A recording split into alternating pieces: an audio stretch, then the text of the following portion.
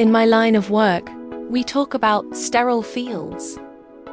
It's an area where no contamination is allowed, where everything is clean, controlled, and honest. My childhood in Hartford, Connecticut, was the exact opposite. It was a field of messy lies, cultivated by my sister Monica. Monica was the performer. I was the biology textbook. In 8th grade, I took 2nd place in the state science fair. My parents skipped it to see Monica's community theatre play. When I came home, my father didn't ask what my project was. He just said, "That's nice, Renee," and asked if Monica's stage makeup looked okay. In 2019, the spotlight finally shifted. I got into a top-tier medical school 3,000 miles away. For 1 week, I was the daughter who mattered. I saw a flicker of genuine pride in my father's eyes. But pride is a finite resource in our house, and Monica felt her supply running dry. While I was taking a leave of absence to care for my roommate Sarah, who was dying of pancreatic cancer, Monica saw her opening. She didn't tell our parents I was being a caregiver. She told them I had dropped out, moved in with a drug-addicted boyfriend, and was too ashamed to face them. She showed them faked messages and twisted stories. That single phone call lasted 4 minutes and 12 seconds. It took my father exactly that long to erase me. "Don't call this house until you're ready to tell the truth," he said. Then, he blocked me. I spent 5 years as no one's daughter. I became a ghost. When your family stops believing in you, you have 2 choices: crumble or climb.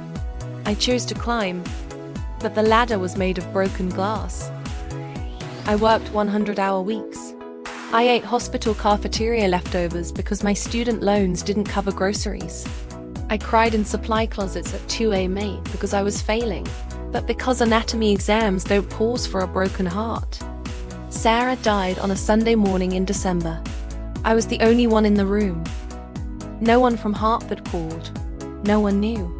I organized her funeral, 6 people in a chapel that held 60. I read her eulogy to empty pews, then went back to the hospital and finished my rotation. I matched into a level 1 trauma center back in Connecticut. The irony was a bitter pill. I was an hour away from the parents who thought I was a failure. I didn't seek revenge. I didn't send them my paychecks or photos of my degree. I saw excellence. By 32, I was the chief of trauma surgery at Mercerist. I had a husband, Nathan, who knew every scar on my soul and a life built on surgical precision. Every Thanksgiving, I still felt that phantom limb, the ache of a family that wasn't there. But I stayed quiet. I knew the truth was a slow-acting medicine. I just didn't know it would be delivered by a siren at 3 a.m. 3:07 a.m. The pager dragged me from a dead sleep. Single female, 35, blunt abdominal trauma, hemodynamically unstable. ETA 8 minutes. I badged into the trauma bay, my mind already running the algorithm. Splenic rupture, liver laceration, internal hemorrhage. I picked up the iPad to check the incoming chart. Patient, Monica Ulette. Emergency contact, Gerald Ulette. The world went silent. The hallway noise, the beeping, the squeak of shoes pulled back like a tide. For 2 seconds, I wasn't a chief surgeon.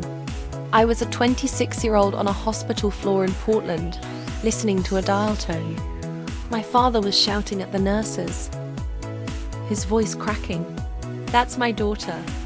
I need the chief. Get me the doctor in charge." He didn't see me in my gown, mask, and cap. He just saw a daughter dying.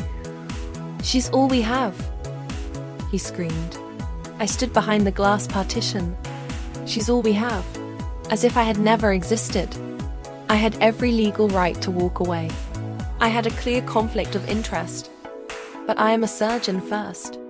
I paged my second-in-command, Dr. Patel. "I have a conflict. Document the disclosure. If I falter, you take the blade." Then I pushed through the double doors.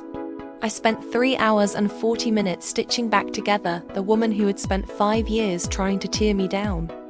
I walked into the waiting room at 7:15 a.m. My parents stood up like they were on springs.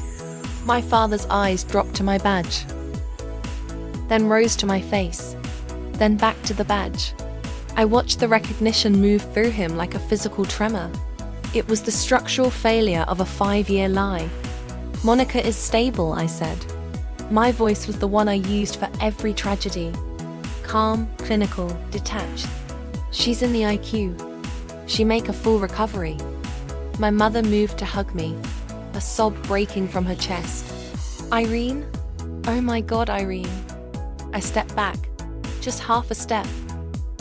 An unmistakable boundary. She froze, her hands hanging in the air between us. "We thought you dropped out," she whispered, her mascara running. "Monica told us." "I know what Monica told you," I replied. "I sent letters. I sent my graduation program. You returned them unopened.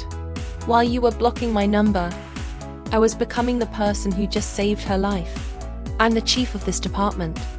And right now, I have other patients to see." The silence in that room was a reckoning. My father, a man who had never been at a loss for a decree, had absolutely nothing. He looked at the floor, and for the first time in my life, he looked small. The aftermath wasn't a movie montage. It was a slow, painful audit. Monica woke up in the ICU to find the ghost was her attending physician. There was no spinning it this time. I made her send a group email to all 47 members of our extended family. No flowery language, just the facts. She lied. She fabricated proof. She had tried to have my medical leave revoked. She had effectively killed me in the eyes of my family to keep the spotlight for herself. It's been months now. My parents are in counseling. My father is learning that being right is not the same as being a father. This morning, they came over for breakfast. My father sat at my table, looking at a life he almost missed. He asked if he could help. I told him he could set the table. He counted the plates. 1, 2, 3. And then he picked up the 4th. He set it down like it was made of thin glass, precious and terrifyingly fragile. I'm Dr. Irene Ulette. I am finally, slowly, letting myself be someone's daughter again. But I am the one who controls the sterile field now. If you've ever been the invisible one, remember, you don't need their permission to be a masterpiece. Build your life so well that the truth becomes the only thing they can see.